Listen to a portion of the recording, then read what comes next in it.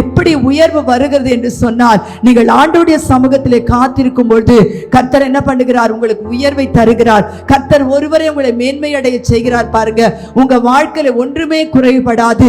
தாவீது சொல்லுகிறார், சிங்க குட்டிகள் கூட என்ன பண்ணுமா? தாழ்ச்சி அடைந்து பட்டினியா இருக்கும். கர்த்தரை தேடுகிறவர்களுக்கோ ஒரு நன்மையும் குறைபடாது. ஹல்லேலூயா.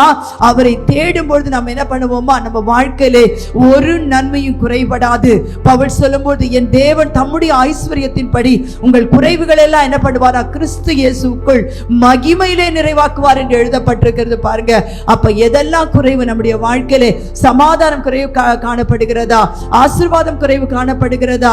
எதெல்லாம் நாம் குறைபட்டு காணப்படுகிறோம், அவைகள் மேலே ஆவியானவர் அசைவாடும் பொழுது அந்த குறைவுகள் எல்லாம் கர்த்தர் நிறைவாக்க அவர் வல்லமையுடையவராய் இருக்கிறார். ஹல்லேலூயா. அப்புறம் பாத்தீங்கன்னா, நீங்க பார்க்கும் பொழுது ஆவியானவர் நமக்கு வேணும். பரிசுத்த ஆவியானவரை நம்ம என்ன பண்ணணுமா?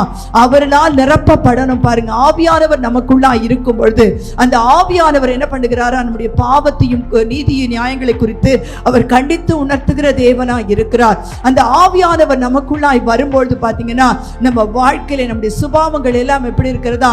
மாறுகிறதா இருக்கிறது. அவர் நம்மை மாற்றுகிற தேவனாய் இருக்கிறார். அவர் நமக்கு ஒரு பிரியமுள்ள ஒரு வாழ்க்கை வாழும்படியாய் கர்த்தர் என்ன பண்ணுகிறாரா? உதவி செய்கிறவராய் இருக்கிறார்.